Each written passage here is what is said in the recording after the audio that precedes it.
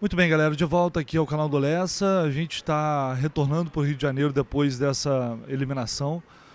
Já no início da tarde, caminhando aqui para o aeroporto. No fim da tarde, a gente retorna e já, inevitavelmente, pensando no que vem por aí, pensando em mais uma decisão que o Fluminense terá no próximo domingo. É inevitável, e já falei muito sobre isso no vídeo da manhã, o gosto amargo que fica após essa eliminação, não só pela eliminação, mas pela maneira vergonhosa e humilhante como o Fluminense foi eliminado ontem na Arena MRV, jogando como um clube pequeno, né? Muito longe do seu gigantismo histórico.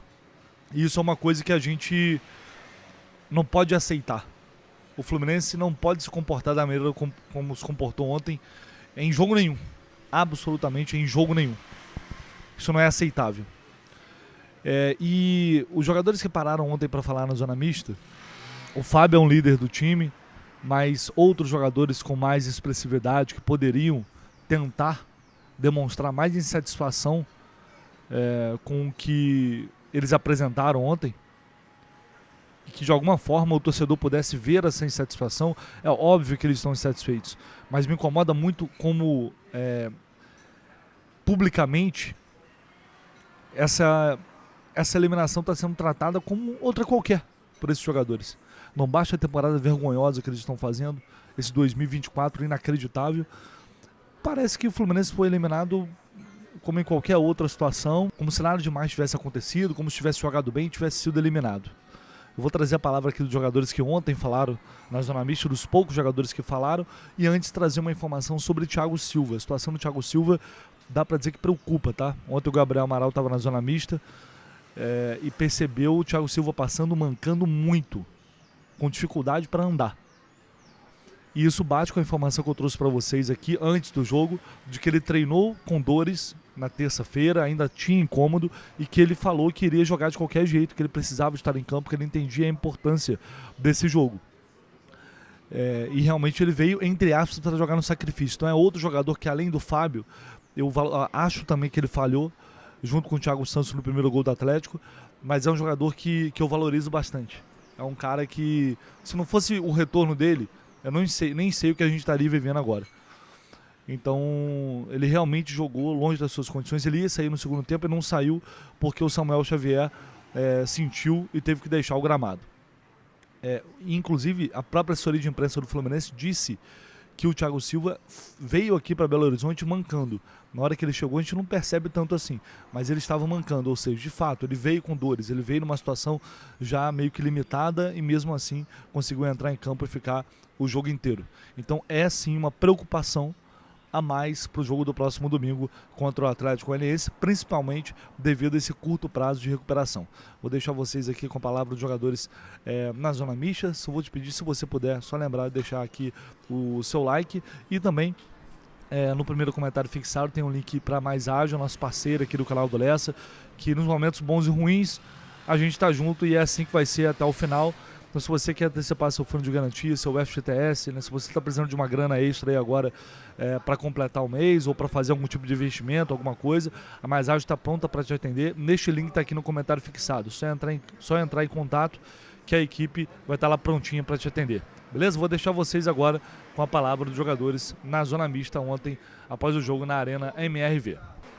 Cara, o Mano Menezes falou na coletiva que o Fluminense foi dominado praticamente o jogo inteiro. Vocês tinham uma dificuldade quando o Atlético fazia uma situação, o Fluminense tentava reagir, não conseguia. Dentro de campo você entrou na reta final do jogo, mas estava ali na beira do campo o tempo inteiro.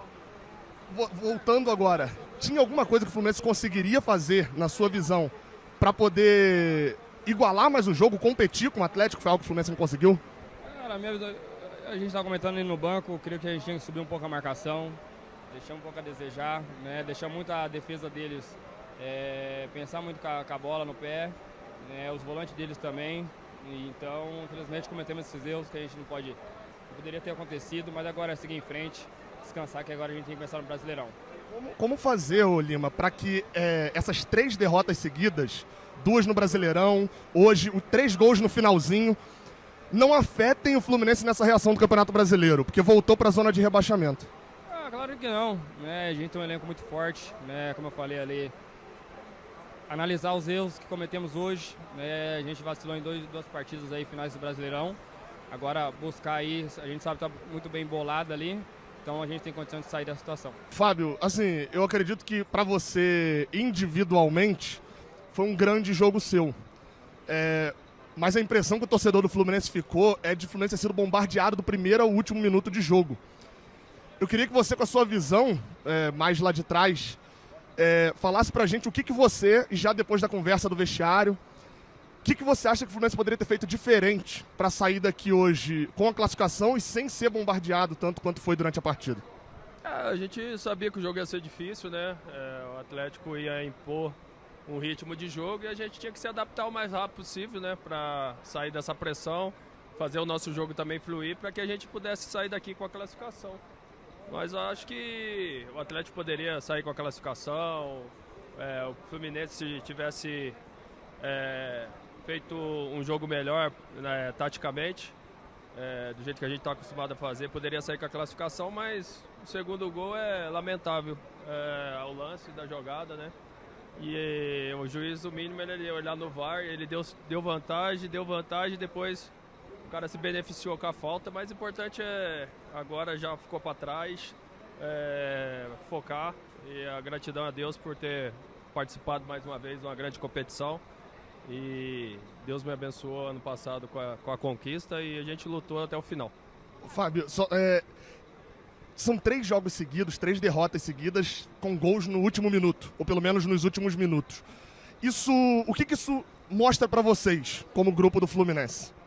São situações que acontecem. O jogo só termina quando o juiz apita o final e a gente tem que estar cada vez mais focado para evitar os gols e também quando tem a oportunidade de fazer. São coisas do futebol e a gente está aprendendo da pior forma. Agora é focar aí no brasileiro para voltar a vencer. Como que essa eliminação ela pode atrapalhar ou ajudar vocês na disputa do Brasileirão aí, que vocês estão na zona de rebaixamento? Já ficou para trás, ninguém queria sair desclassificado, mas tudo tem um propósito e a gente tem que aprender, mesmo que for da forma da desclassificação, focar agora no brasileiro, que é o que a gente tem que pela frente aí já no domingo para fazer a vitória. Hoje o Galo fez quase o triplo de faltas que o Fluminense fez no jogo. Toda vez que o Fluminense tinha a bola e tentava ter a posse da bola, o Galo parava com faltas. Para você, faltou essa agressividade ali, no bom sentido, claro, do time do Fluminense, de ter essa malícia, de entender que era um jogo de quarta de final de Libertadores? A gente tinha que se adaptar às dificuldades que o Atlético ia impor, né, jogando em casa, como a gente faz com o adversário quando está no Maracanã. Isso nos deu a possibilidade de conseguir a vantagem lá. E aqui a gente tinha que encaixar o mais rápido possível. Infelizmente não conseguimos, né, esse encaixe, mas não sofremos o gol e o jogo ficou aberto. O único lance assim mais que a gente pede que fosse revisto era o segundo gol, né? O Atlético poderia sair com a vitória, com a classificação, mas o segundo gol o juiz não analisou a falta em cima do Martinelli, uma falta nítida, né? Deu vantagem, depois o cara fez a falta de novo, caiu em cima do Martinelli e depois ocasionou a jogada do gol. Era só analisar no VAR, ter um critério transparente para que não acontecesse dúvida.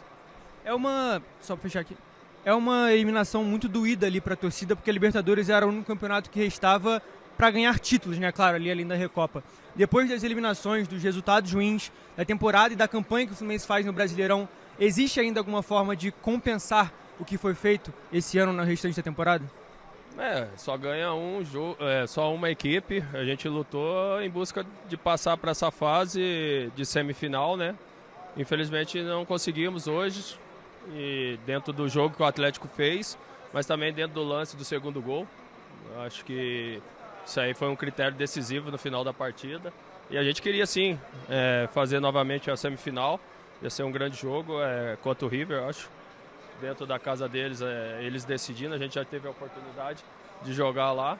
Mas tudo tem um propósito, agora é focar e fazer o máximo de pontos possível aí no brasileiro, para que a gente faça valer aí a nossa força para ver o que a gente vai conseguir aí na temporada. Samuel, o Mano falou na coletiva que a atuação do Fluminense, o Fluminense foi inferior ao Atlético Mineiro do primeiro ao último minuto. O tempo inteiro, tudo que o Fluminense fazia, o Atlético parecia que já tinha tudo programado para poder vencer o jogo, enfim, ser melhor do que o Fluminense. Na sua visão de dentro de campo do jogo, o que o Fluminense poderia ter feito diferente para sair daqui com a vitória? A gente sabia que ia ser uma pressão no início do jogo, né? Eu acho que o que faltou pra gente foi a gente querer atacar o Atlético, né? A gente sabia que o Atlético ia se atirar pra cima, mas a gente sabia que nos contra-ataques a gente poderia fazer um gol, a gente poderia criar nos contra-ataques, coisa que a gente não fez. A gente não conseguiu sair da marcação ofensiva do Atlético, a gente não conseguiu jogar na nossa parte defensiva, tentando criar para chegar no ataque, a gente não conseguiu fazer. E você aguentar 90 minutos assim de pressão fica quase impossível, né? E aí a gente acabou tomando os gols e ficou mais difícil a gente de atacar o Atlético com essa pressão deles. No lance do gol, teve uma tabela entre o Scarpa e o outro jogador do Atlético, que parecia um lance que até já tinha se acontecido algumas vezes no primeiro tempo. Enfim, o Atlético estava usando muito essas pontas. Chegou a ser uma conversa de vocês no vestiário no intervalo, porque como o Mano não mexeu, a gente queria entender se houve mesmo uma mudança nessa questão, porque o gol acaba surgindo de uma jogada que já vinha se repetindo há um tempo.